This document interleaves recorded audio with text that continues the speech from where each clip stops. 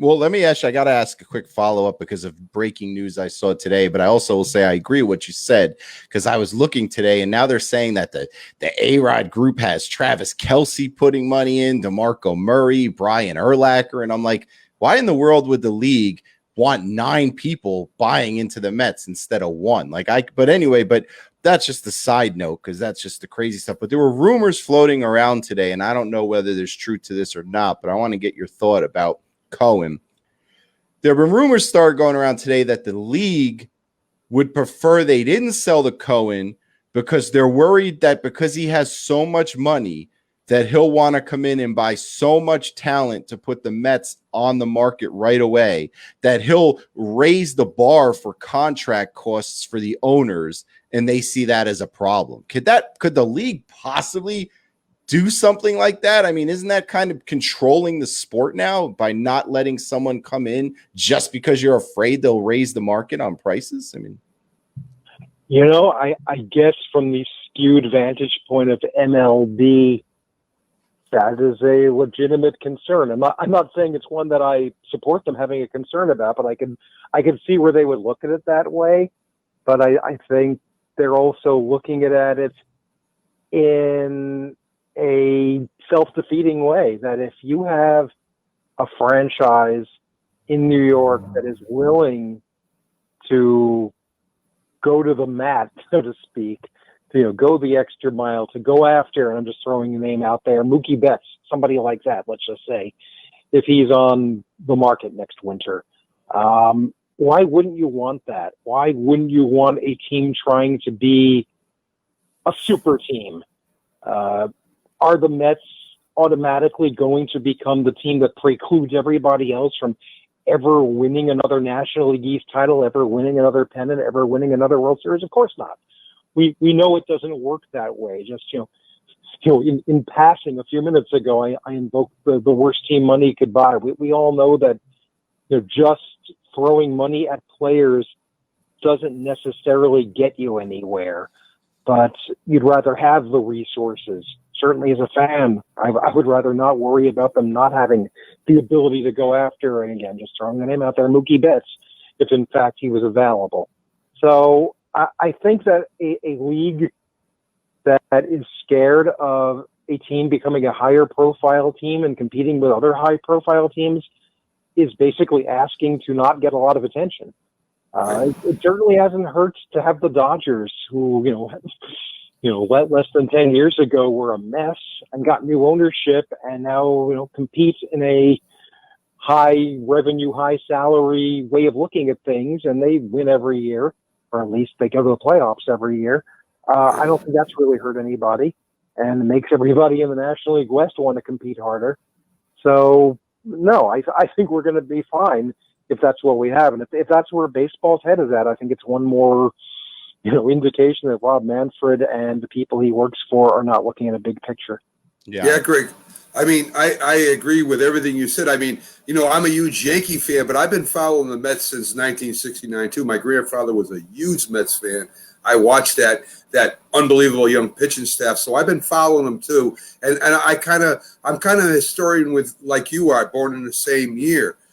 So with that in mind, I like your opinion on what do we think of this 60-day season. I mean, it's not 162. It's a sprint. Do you feel that if that the winner of this World Series, if it's finally played, if baseball season does go, do you think there's an asterisk on that just because a younger team or a team that's not that good could put together a quick running start and go 20-3 or 15-6 and seal up something when the better teams may have a problem getting out of the gate? So is there an asterisk in this season, Greg, or do you think that it's the same for everybody? Yeah, I do think it's the same for everybody. I mean, you probably remember 1981 and the split season, where it was, again, it's not the same situation by any means, but you had a second half of the year that was its own independent season, playing the teams that finished before there was a strike in the middle of the season in first place. Right. And a couple of teams wound up getting, quite frankly, kind of screwed by traditional measures teams that had the best record overall, but they failed to have it in the first half of the second half. But what I remember about that was, well, you knew the rules going into the second half. You knew that the rule would win the second half if you didn't win the first half. So here in 2020, every team is being told you have 60 games, go make the best of it. So while I do believe as long as we have kind of a collective memory of 2020, knock wood that we're all around in 2021 and the years after, that there will be sort of an implied asterisk to it that we'll always kind of remember, even as, the years go by. Hey, 2020, that year, let's just say the Padres won their first World Series. That's right. That was the year of COVID. And that was the year where they played 60 games, and, maybe the Padres got lucky. But so, maybe you don't want to take the 2020 world champions and put them up against the 2019 world champions, or, the 1975 Big Red Machine, or whoever.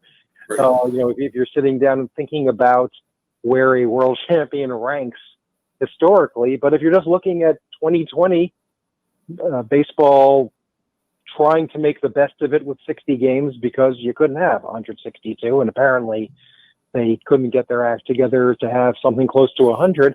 So, we'll know.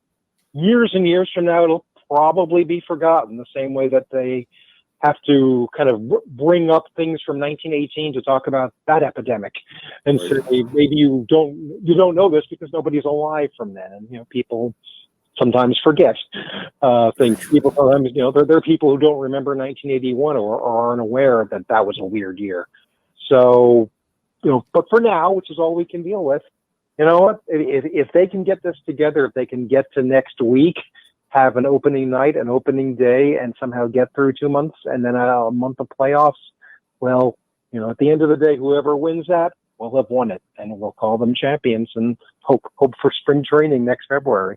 Definitely. And to follow up on that, I mean, you just mentioned, the stoppage in 81, with the way they're not going to get a lot of revenue from the ballparks, and Major League Baseball is more of a local local ratings thing where, it's not like the National Football League where it's spread out over the whole nation and teams take care of each other. Can you see next year, because of the, that agreement that's coming up, can you see maybe a possible strike or even a lockout by the owners next year because of all the revenue lost and the new contracts that they're going to want and how divisive they've been this year?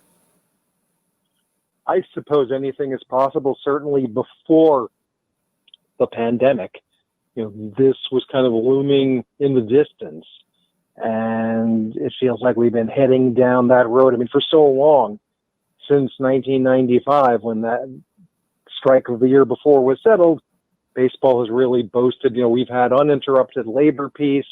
Isn't this great? We're the one sport that hasn't had a problem.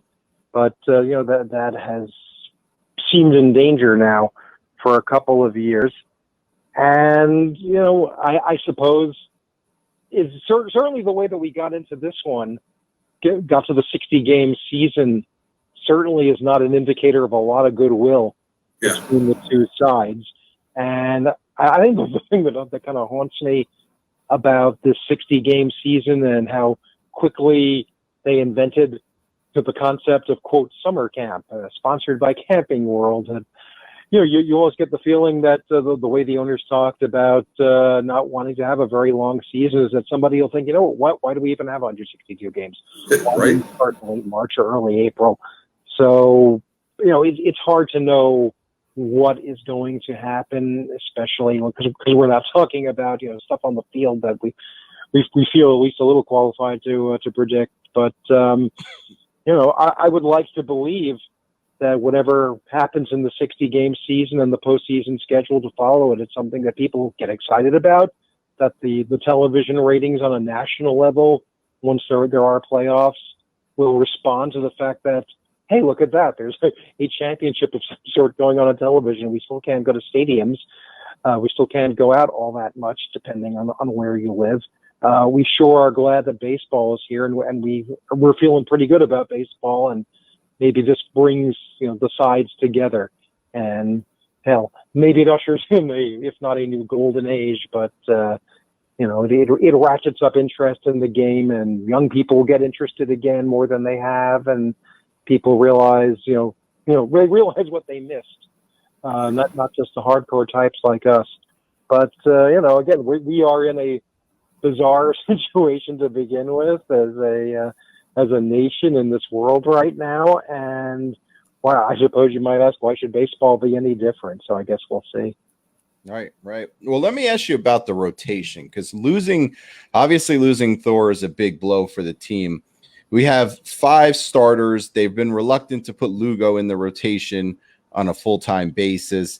And honestly, from my standpoint, I don't see a lot of depth. I mean, you have the young kids, David Peterson, but he didn't have a spectacular 2019 in the minors.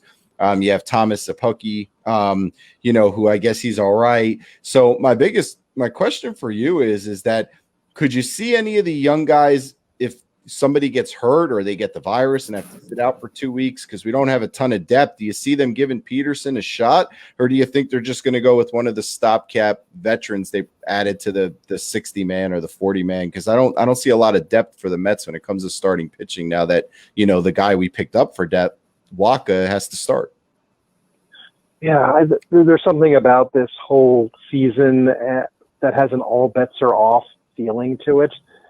So if we're looking at a situation like you described, where one of the 5 nominal starters, who I think are all pretty good to very good to Jacob deGrom, who's in a class of his own, one of them goes down, do you just bring out Corey Oswalt again and or Walker Lockett and try not to be very depressed about it? I kind of like the idea of Peterson, if only because everybody is sort of feeling their way around. So why not give somebody like that a shot? But I think again, when that day comes, that will seem very pressing. They did their due diligence in what we thought was the off season when they got Waka. He was the depth, and Syndergaard's elbow kind of changed the equation. All we can do is hope, nobody gets sick, nobody gets hurt, and you don't wind up using either completely unproven previous minor leaguers or quadruple A starters. Seth Lugo, I think, is so valuable in the bullpen. I can't blame them for wanting to leave him out there, because one of those things, I think we all get excited about the idea that starting pitching is paramount, and it's certainly, whatever percentage you want to ascribe to a given game, what pitching is. But this is a sport where complete games are rarities, and starting pitchers are generally told, "Hey, give us 6 innings," and in this year specifically, I don't see them pushing anybody. So you want to have a lot of bullpen depth. Unfortunately, at least on paper, they've got the bullpen depth, and I think Seth Lugo is the heart of that. So I would keep him where he is. Excellent. Yeah, that's what I would like to see, the same thing as well that you touch base on. I'd really like to see them, if they're going to have, at some point, they're going to have to use somebody. I'd rather see a David Peterson out there or someone and just see what the kid's got than throw Corey Oswalt out there again myself, or a Rosamo Ramirez or somebody like that who, you already know what they can do.